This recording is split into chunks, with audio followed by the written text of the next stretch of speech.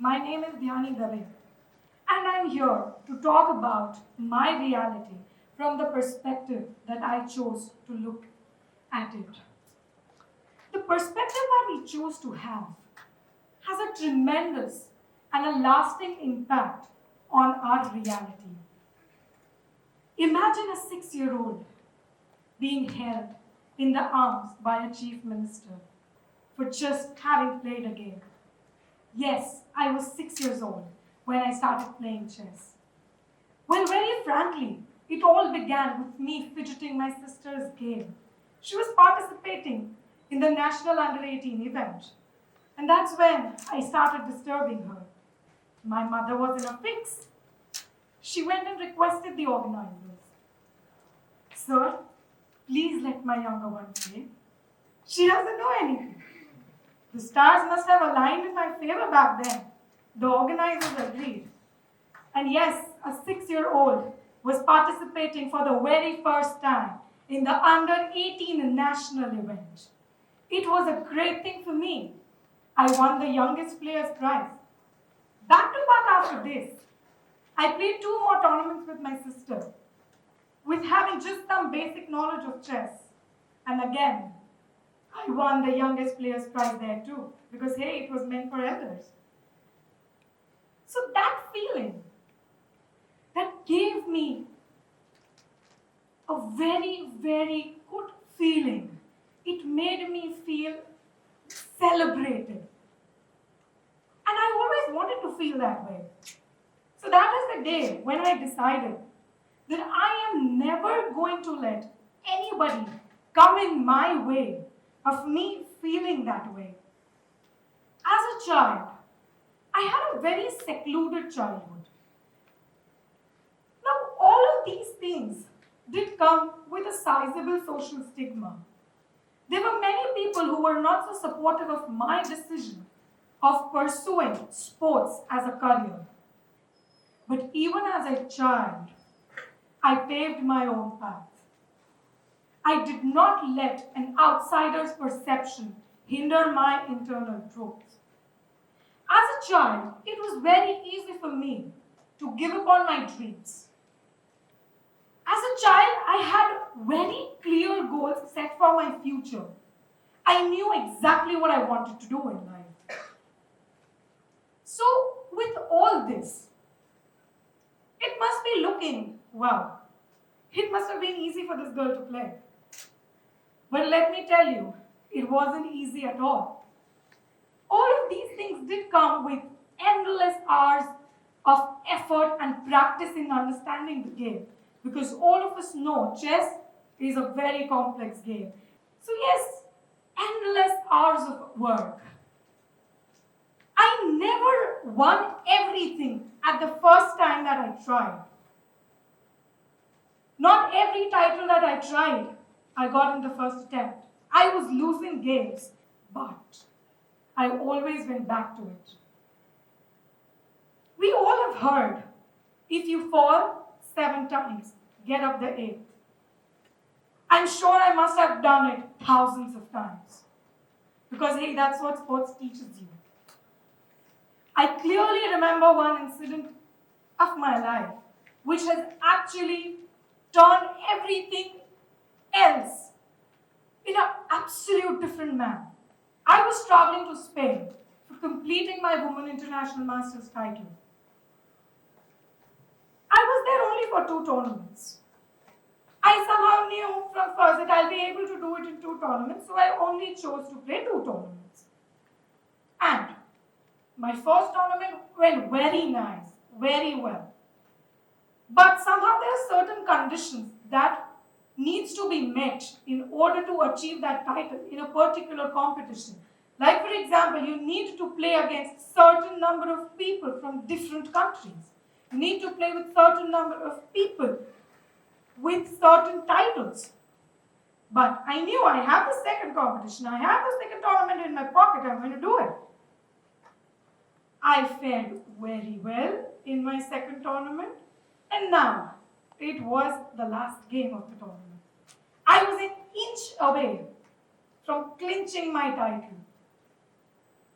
And How lucky could I get? I was playing against a childhood friend of mine that day. I was like, wow, I am sorted. He's my friend. I know him since we were like kids. So this should be easy for me. But that day, things didn't go as I planned. And I lost the game. I was broken. I was shattered. I didn't know what to do. I just left the tournament hall without saying a word. Right opposite to the tournament hall, there was a busy street. I went there and sat on a bench. I started crying. I was crying profusely. Suddenly, something within me spoke to me. If you were able to do it in the past, you can certainly do it in the future. And that is when I decided that I'm going to do it again. I went to my mom and I told her, hey mama, listen, we need to extend our stay. I'm going to play more tournaments. And we did extend our stay. And in the next very tournament, I made my title. So what changed? What changed? I just changed my perception towards the entire situation. I analyzed, I saw things which made me lose. I saw things that I did in the past that made me win. So, if you decide something, if you believe in yourself, there's nothing else that would actually ever matter. There's one more incident that I would like to highlight. It was just a normal day for me. When I was just sitting relaxing, that's when I get a call from the Chief Minister's office. I was like, what? They say, Dhyani, we are planning to attempt a record. I was like, okay. They said, you have to play against 150 players simultaneously. Would you like to do that? But before accepting, please do think. Previously, a boy had attempted it and he couldn't pass the second hour of the game and everything was cancelled. And that very minute, I was like, wow, I am going to attempt something that was previously attempted and not done. And I made the record by playing simultaneous chess against 150 players over a span of 8 hours by walking more than 25 kilometers. It was a moment of pride for me when the Chief Minister handed the record to me and told me, I knew you would do it, and that's why I chose you. Such words, they make you feel powerful. Such words, they strengthen your willpower. Having said this, I also wanted to be academically successful, not just in sport, but also wanted success in academics. So I chose to be an engineer. My mother and my father, they were very supportive of my decision. I chose engineering for myself. I attended college for very few months. I actually attended it quite late because I was playing tournaments. I remember one incident when the teacher told me, we have this Viva session where the teacher, it's basically the time for the teachers to show what you don't know. So, yeah, so that was the time. And the teacher asked me a question and I was unable to answer. Seriously, I was clueless. And she told me, "Tu khali chess ram. Tu आनाથી વધારે કંઈ નહીં કરી શકે." That is what she told me. And I was like, I'll show you. Just wait. This was probably the end of the first year for us. And then my graph from this went to this. Okay, there was a point of time when my teachers, couldn't believe the answers that I gave. And by the end of 8th semester, they were rubbing in their eyes in shock because I topped the entire college with 94%. And to let you know one very interesting thing, I was invited to my college on the Engineers Day. And can you guess who was there to receive me? Yes, the same very teacher who told me I couldn't do anything. So when people challenge you, when life challenges you, all you got to do is believe in your own self. If you believe in your own self, there is nothing that you cannot do. While I was enjoying my professional and academic success, I was the only woman international master in Gujarat. Everything going in my way, everything going exactly as per how I wanted it to go. I was also a girl who was madly and deeply in love for 10 years of her life. 10 long years. Yes, it requires a lot of investment, emotional investment, investment of trust, because you are trusting a third person apart from yourself, okay? Somebody who has all the powers of destroying you. I let a person inside my sanctum, the person who belittled me, the person who always tried to pull me to a level below his. Whereas, as humbly as I could say, I was far more accomplished. Despite of me knowing all of the facts, I tried my best to make the relationship work. They had restrictions which you cannot even imagine. I wasn't allowed to wear the type of clothes that I wanted to. I wasn't allowed to drive a car. I wasn't allowed to travel alone. By the way, I am an ardent traveler. I have traveled more than 30 countries. I wasn't allowed to travel alone. Well, none of my professional achievements would mean a thing to him. He would never accompany me to any of these award functions. Why? Because it would make him feel lower than me. So, I was in a situation where I was confused. My heart always wanted this relationship to work. My mind always had the red light blinking. And that is when I came to know that he was cheating on me. He was cheating on me with a person who knew about us for the past 10 years. With a person who was present on our social media. What even broke me more was that there was no closure to this. There was no reason of the entire cheating.